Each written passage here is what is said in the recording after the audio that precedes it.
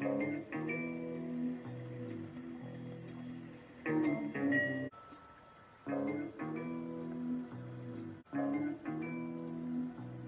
I'm filming the car. It's just starting to rain. Make sure that oil is down, it's centered down. No leaks anywhere, nothing. And the battery, obviously, the noise there, there's a split there, that might be something I've got to repair. There's the battery terminal, there's the fuse box. I've obviously got to test all this wiring, which is the main wiring, which comes in to the fuse box, which is there. That main wiring channel, could be a short there, could be a battery problem as well, but as I said, the car is running fine, no problem whatsoever. As I said, it's all fine. As I said before, it's not a bad engine, not too noisy, it's quite quiet. Everything's going around okay. Put some W40 on, everything's clean and tidy in the back. Can't see anything loose. As I said, it needs a bit of a clean there, but everything else is fine. Just going to check the fuse box. That's a new battery which is causing, probably maybe started the problems with the sensor. I don't know. Could be a lot of things, but anyway folks, thanks again for everybody watching, and leave some comments. If you can sort the problem out, have any advice, it'll be welcome anyway. But like I say, we'll plod on and see if we can get this problem to be solved. The engine is running fine. It's only done 80,000 miles, so it's done quite a low mileage, and that's where I want to keep it, folks, on a low mileage, and you know, running to its maximum potential and keeping it running well.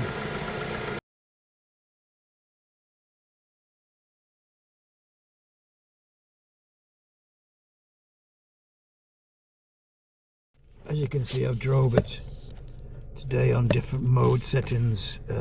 It comes and changes with its mode settings. So I press menu, trying to get rid of set menu, set 3 trips, wanted to something. It may set power steering malfunction, it could be anything.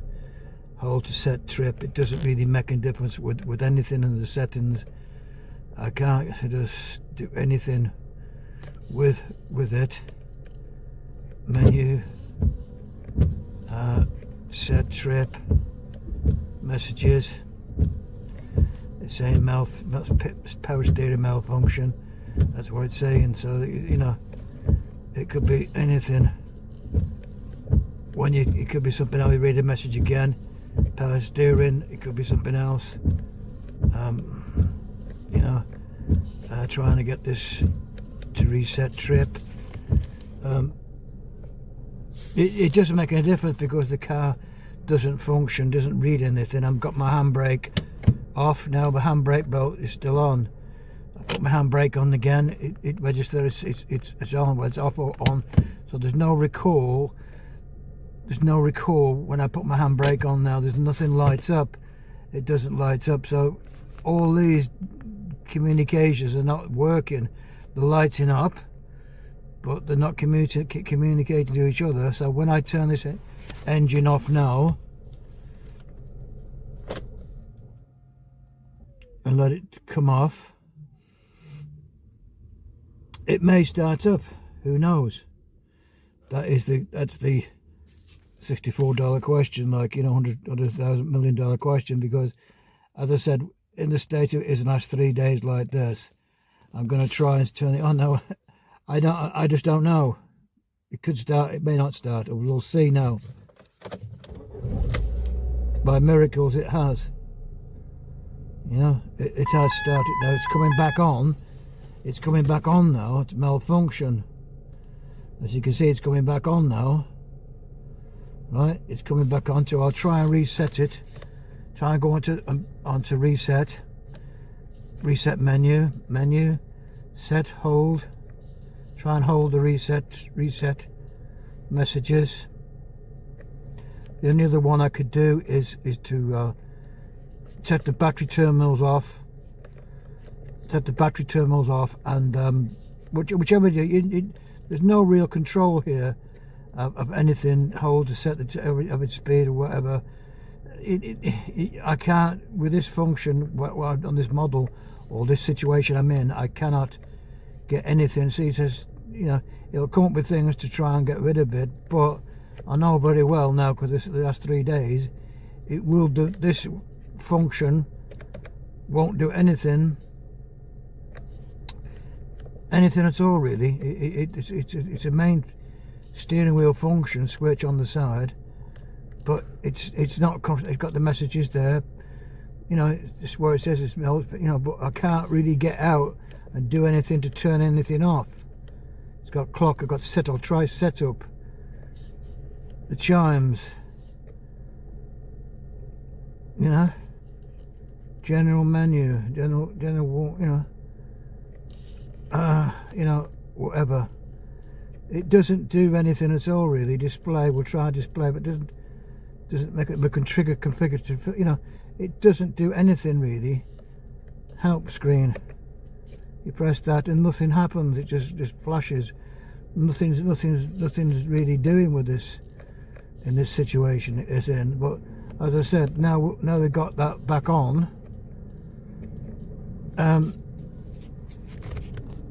it's all dysfunctioning again.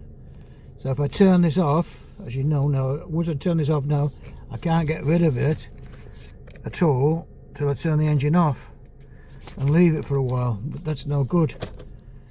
As I said, you turn it off, give it time to cool down, you know, just to turn off completely, but there's no way that it's going to start again now. I can tell you now, it's just not going to start like it did before. It did twice before when I turned it off, but it's not going to do it. Well, I'd be amazed if it does it.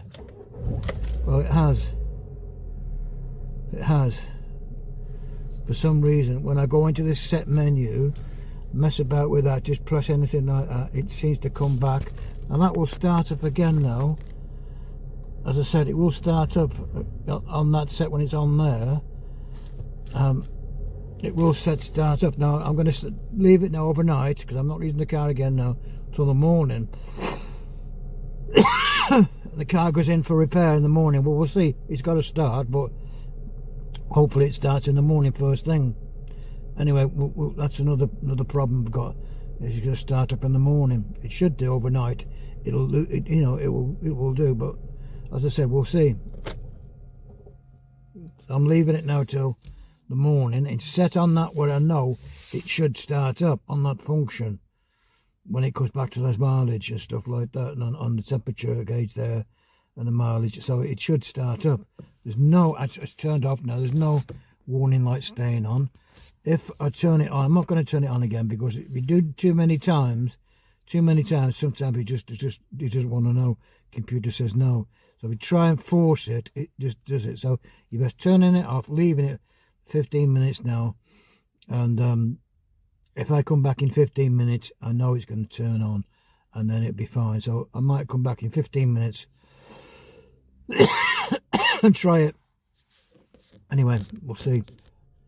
So after 3 days of driving in this state, I managed to get a auto ignition to try and fix this problem, to weld up the dash problem, which is the soldering joints on the mechanism, if that's where it is.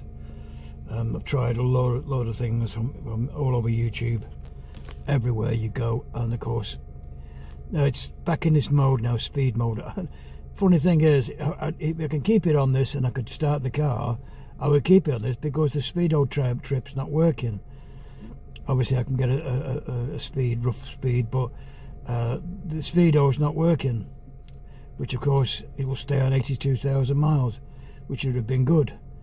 But of course that's no use, because I'm going to turn the engine off now, and we'll see now if I turn the engine off, it'll fire up.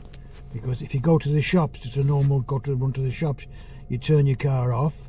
If it's in this mode, it's running, the car's running. But if I turn it off now, as you'll see, I will turn the ignition off now. I'll turn it off, let it cool down, let it turn itself off. Now the $50 or the $100 question, or the $1 million question, is it going to start up? This is the problem you have, because will it start? I'm going to try it now, because as I said, that's why it's going to go in tomorrow to auto electricians to sort this problem out so I can start the thing up without any problems. But we'll see now if it's to start up, because I did take the battery leads off, leave them together, put them together for about a minute, start it up, and that did work. Maybe that may have just been a chance, I don't know. I'm going to try it again after, but it may be just a chance in a million. Anyway, I'm going to try it now. And there you go, folks. It starts up. It will start up, but if it's in that mode, in that speed mode, then you can turn the engine off and it will start up again. But, as I said, the computer says no, the computer says no. But you cannot run a car like this, so it's going to go into the workshop tomorrow, hopefully get fixed, because I've had 3 days of this and it's just so unreliable. And it's a well-known thing, but you can run it for a few days. But you know, it's so, with the link to the mobilizer, it's so not knowing where you can go anywhere. You've got to drive down to the shops, you turn your car off, it starts up. But when you go to the shops, if it's not in that mode, that speed mode, speedometer mode, and or whatever other modes, malfunction, and you try and start up, if it goes onto the immobilizer, the car's immobilized for 15-20 minutes. It could be an hour. So you know, you go out somewhere and you can't restart the car for an hour. That's how it could be, folks. And it's very, very irresponsible. You know, manufacturing fault, which I couldn't clear the problem with the scanner. It's a manufacturing fault, which is, as far as I'm told, the welding on the back of they took lead out of the welding. It was soldered onto joints, and it's a bad joint. It could be a fuse, could be a bad fuse, it could be something, but at least I've got somebody qualified to do it tomorrow and get rid of this problem. I'm going to try it now, turn it off again now, and like I said, let it go down, let it come off, let everything turn off, give it a few seconds before you start it, and see if it'll start again. Now it might start, we'll see. There you are, folks. Now it started twice on the run now. I'm going to turn it off now, turn it off. It started off, it's off. It started 3 times, on third time, look, it was started 3 times now. I'm going to leave it for an hour after I've started this one. So it started now twice, now try the third time. There you are, folks, 3 times in a row it started. But that's now. In another hour or two, when you've left it, you know, and you drove it somewhere, it goes into malfunction mood. It could go off and then it won't start for half an hour, maybe 15 minutes, 20 minutes, till the immobilizer. If it goes to that setting on the immobilizer, then you've got no way of starting the car till the car says yes. Anyway, I'm going to get it into the garage. I hope it's been useful to somebody, all this messing around. But my advice really, after 3 days of it, really is to get it sorted, because it's a malfunction. You know, it's not the end of the world if it happens. You know, it will go off the immobilizer eventually, but your guess is as good as mine. And it could go off, and it could go off again and go off again. So it's just over. I mean, it's no use to run a car like this. Why they put a computer like this to act like this? It's ridiculous, but that's the way it is, folks. Computer says no. Computer says no. Anyway, folks, I'm going to leave it there. I'll go through a test tomorrow when I got the electrician to change this interface, and obviously clear the problem tomorrow. I'm going to let you know in the final part of the video if it's been a success, and if anybody else has this problem.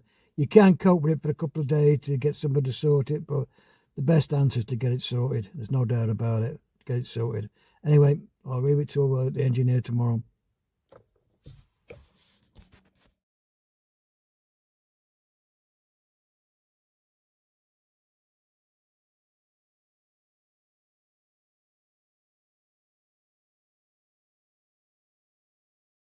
Right, folks, the dashboard was taken out by the auto electrician. Quite easy. Took it out, put it back in, and welded it all up. Like I said, tested it. I've had the car on the road for a couple of days now. No malfunctions, no problems at all, and everything's fine. Obviously, the scanner test scanner, which is got off Amazon for 15 quid. Was quite a useful tool. Just diagnosed my problem. Then I got the code. Then I told the engineer, otherwise they would have charged me £60 for a diagnostic test. But I managed to find that out myself. So, as I said, that's how it went, folks. So, quite happy with that. As I said, I'm just going to start the vehicle up now just to prove to you that it is working. There we are. It's everything's functioning, everything's right, and all the lights come on. And it's like I said, it's something. It's a bit of a pain when it happens to you. You can't understand why it keeps coming and starting. It's the immobilizer which gets immobilized, which is what it does. The computer says no. But as I said, at the moment everything's fine, no problems, and it's all been tested. I've drove it for a couple of days now, and everything's fine, folks. Everything is fine. So I can turn the engine off now. Before I had no idea when I could turn this engine back on, but now it's functioning properly. I can just turn the engine, and there we are, folks.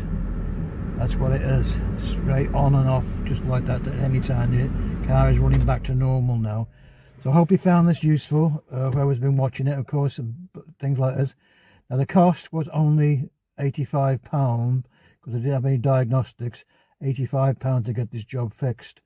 If I'd have got the diagnostic, it'd been 60, so it'd have been about £140 with VAT, £150. So the job was done quite reasonable, but it has to be done, folks.